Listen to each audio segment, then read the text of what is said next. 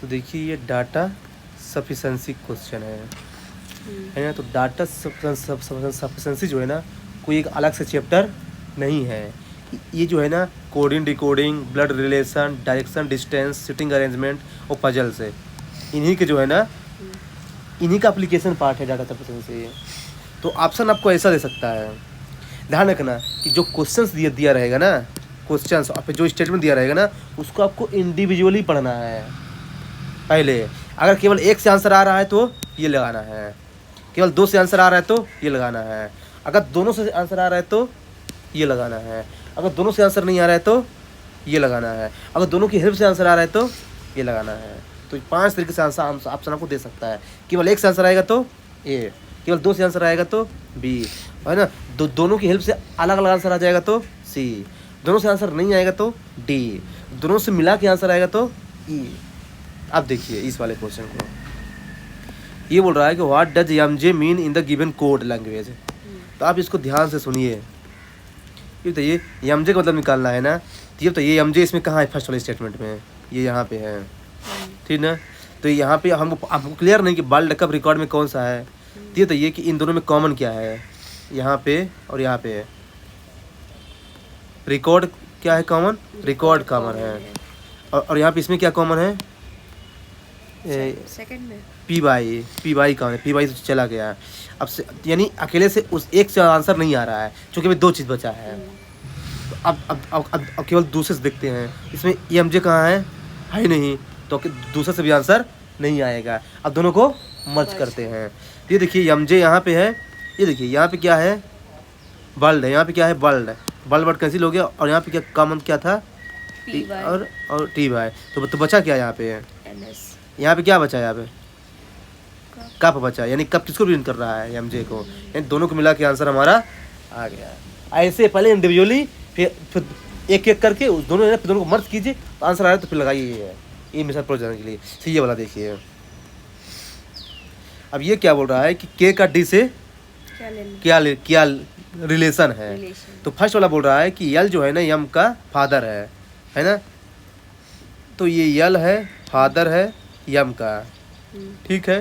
Who is the mother of के, मतलब यम जो है ना के की मदर है। By the sister in law of M, यानी यम का कोई हस्बैंड होगा और हस्बैंड की बहन जो है ना उसकी ननद है। तो मतलब ये हो गया।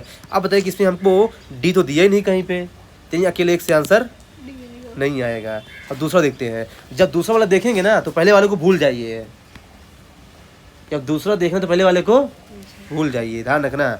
यल is the sister in law of M, तो ये यम है और ये इसकी कोई डाटर होगी, डाटर का हस्बैंड क्या होगा, वो होगा। फिर who has two grand child, D B's brother of C, तो फिर यही होंगे ग्रैंड चाइल्ड में डी एंड सी, लेकिन ब्रदर है तो यानी ये भाई होगा। हाँ, के is the wife of Jens father, तो जो है ना ये के हो गई, ये वाइफ है यम की, यन होती यन की फादर, यन हो गई, सेट हो गया। यानी अब के का क्या रिलेशन है, ये उसकी नानी है। यानी अकेले दो से आंसर आ रहा है, ध्यान रखिए। जिसका आंसर क्या हो जाएगा, ये ठीक है ना, कितना आसान है। दो से आ रहा है पहले से कि हाँ ये अब इसकी देखिए, what is the direction of F है कंसर्निंग के, है ना। अब देखिए M is in south west of K, तो यम जो है ना के साउथ वेस्ट में है, ठीक है।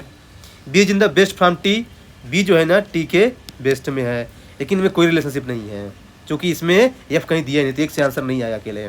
फिर आप इसको भूल जाइए। आप दूसरा देखिए, M is in the east from F है, तो यम जो है ना एफ के ईस्ट में है, ये देखिए। B is in the south from M, तो बी जो है ना यम के साउथ में है, ठीक है। के is in the north from T, तो के is in north from T, लेकिन यहाँ भी कोई रिलेशन दिया नहीं है एफ का, यानी इससे भी अकेले आंसर नहीं आएगा। अब दोनों को मर्ज कीजिए, और दोनों को मर्ज कर देंगे ना, तो जो है ना ये के और एफ का रिलेशनशिप बन जा रहा है। तो यानी ये दोनों स्टेटमेंट क्या है, सफिशिएंट, समझ रहे हैं ना। दोनों को पहले अलग अलग चेक करना है, इसके बाद मर्ज करना है, ध्यान रखिएगा, यहाँ पे गलती नहीं करना है। अब ये देखिए कि मान लीजिए पूजा का बर्थडे कौन सी तारीख को आता है। अब इसमें बोला गया है कि जो पूजा का बर्थडे आता है ना, किसी कंट्री की रिपब्लिक डे पे आता है, तो भाई कोई भी कंट्री हो सकती है इसमें यार, तो उसका डेट कोई भी हो सकता है भाई। हमको इसमें इंडिया नहीं दिया है, इसलिए अकेले से आंसर नहीं आएगा। दूसरा देखिए कि उस कंट्री के जो फ्लैग है ना, वो अशोक चक्र है। तो ये तो पता चल गया कि वो इंडिया ही है, लेकिन कौन सा डे ये भी क्लियर नहीं है। आप दोनों को मर्ज कर दीजिए तो यहाँ पे पता चला गया कि ये इंडिया है, और यहाँ पे पता चला गया रिपब्लिक डे है। केवल एक ही डेट बची, क्या 26 जैन। आंसर आ गया। देख रहे हैं ना, मतलब यहाँ से क्या पता चला है कि वो रिपब्लिक डे है, यहाँ से पता चला कि वो इंडिया है। दोनों को मर्ज करेंगे तो पता चला कि 26 जनवरी इंडिया है।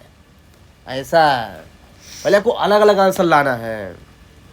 अब देखिए, क्या राजू को ट्रेवलिंग पसंद है?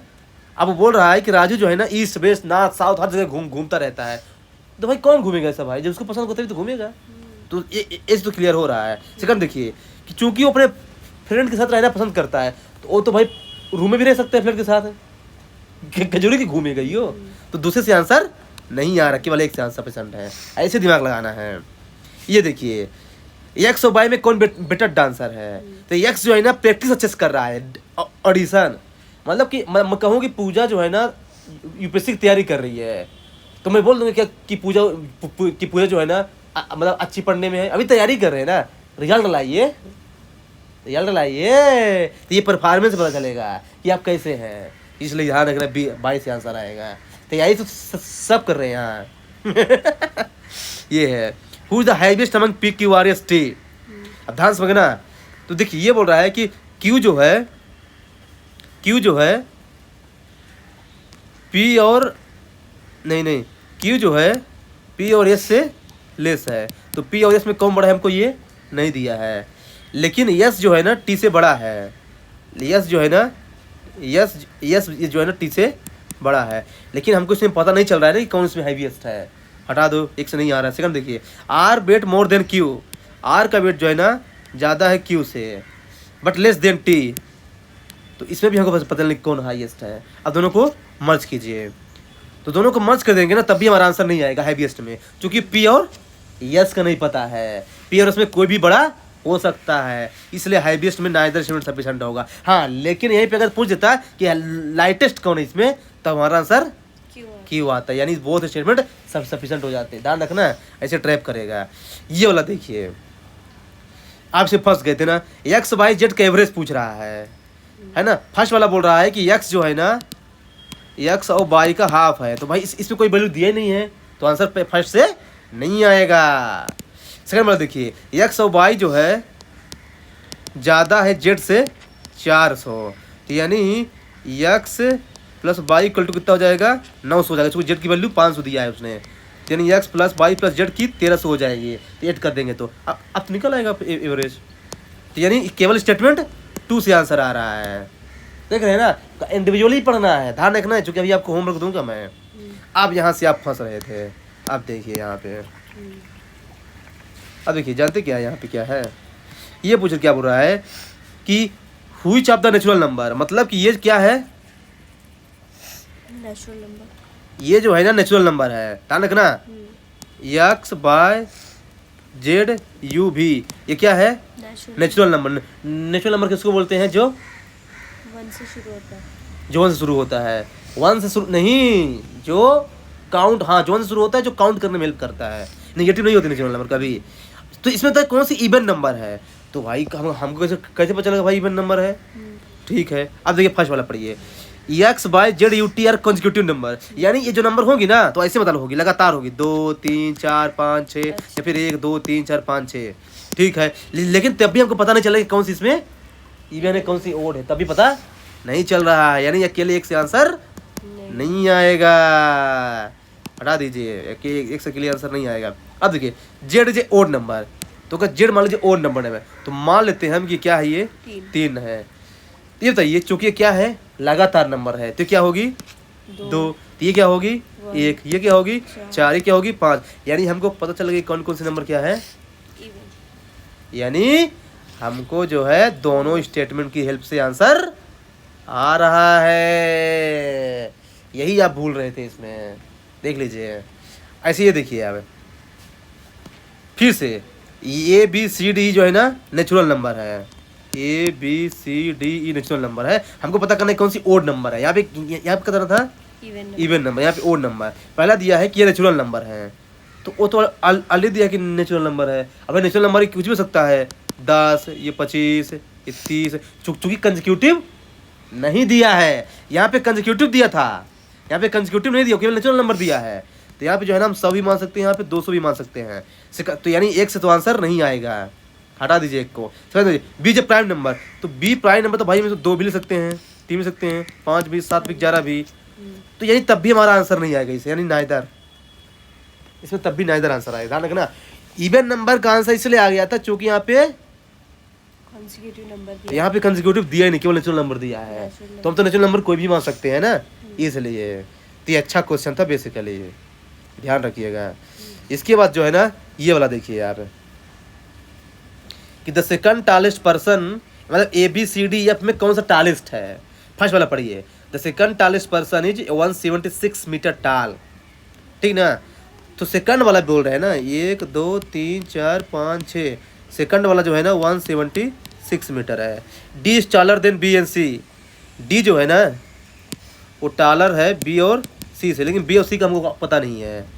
बट शॉर्टर देन ए, ठीक है। हु इज नॉट टालर, मतलब एक ए से टॉलर भी कोई है, तो हमको इससे आंसर नहीं आ रहा है, क्योंकि ए से टॉलर भी कोई है नंबर, यानी इससे तो आंसर नहीं आएगा। Only 2% are shorter than B, ठीक है। The second shortest person is 1, second वाला जो है ना 110 मीटर है। B is taller than C, तो बी जो है ना यहाँ भी आ सकता है और यहाँ भी आ सकता है। सेकंड वाले से भी हमको टॉलरेंस पता नहीं चल रहा है, दोनों को मर्ज कर दीजिए तो जो है ना, तो यहाँ पे D taller than B and C, B और सी तो यहाँ पे आ गया, लेकिन यहाँ पे जो है हमको ई और एफ में कोई भी आ सकता है, क्लियर नहीं है, यानी इसका से क्या होगा, नाइदर होगा, क्योंकि ई और एफ के बारे में कोई वैल्यू नहीं दिया है, तो यहाँ पे कुछ भी आ सकता है, इसलिए। हाँ ये बेसिकली ये वाला देखिए, 5 फ्रेंड्स है ना, ये जो देखिए जब ऐसा वाला क्वेश्चन हो ना, तो आप ये मान लीजिए कि ये जो है ये फ्रेंड्स हैं, और ये क्या है, स्टेटमेंट 1 है, कलर। ये बताइए इनका कलर दिया है, both he W and V do not like pink है। तो मान लेते हैं कि जो ये W है और ये क्या है V, ये दोनों पिंक को लाइक नहीं करते हैं, ठीक है। T लाइक्स ब्लू, यानी ब्लू का कंफर्म हो गया है कि ये T का ब्लू का ये ब्लू लाइक करता है। अब yes does not like pink यार, हेलो, तो यस जो है ना, नहीं हाँ, यस जो है ना डज नॉट लाइक पिंक यार येलो, तो यस जो है ना पिंक यार येलो पसंद नहीं करता। तो बताइए पिंक ये भी पसंद नहीं करता, ये भी पसंद नहीं करता, ये भी पसंद नहीं करता, और टी तो ऑलरेडी ब्लू पसंद कर चुका है, तो पिंक के लिए क्या बचा, यू बचा केवल, यानी अकेले पी से एक से आंसर आ रहा है, लेकिन अभी आंसर नहीं माना जाएगा, अभी सेकंड बचा है। तो देखिए यस लाइक्स येलो, तो ये भी कंफर्म हो कि यस जो है ना येलो लाइक करता है। T and W like either black और ब्लू, ये दोनों में इंटरसेक्ट हो सकता है, लेकिन टी और डब्लू में ब्लैक और ब्लू ही लाइक करते हैं। B is not like green, ये बताइए जब टी और डब्लू जो है ब्लैक और ब्लू लाइक करते हैं, यस का कंफर्म हो चुका है, और जो है ना बी जो है ना ग्रीन लाइक नहीं करता, तो फिर ग्रीन के लिए क्या बचा है, यू बचा, यानी इससे भी आंसर आ रहा है। लेकिन कुछ लोग कंफ्यूज आएंगे कि यहाँ पे जो है ना यू का पिंक आ रहा था, यहाँ पे ग्रीन, हमको इंडिविजुअली चेक करना है, हमको बस ये चेक करना है कि आंसर हमारा आ रहा है कि नहीं आ रहा है, कलर क्या है उससे मतलब नहीं है। और इस तरह से हमारा जो है ना इसका आइदर होगा कि दोनों से हमारा अलग अलग आंसर आ रहा है, मतलब इससे भी आंसर आ जा रहा है और इससे भी आंसर आ रहा है, और हमको यही पता करना था।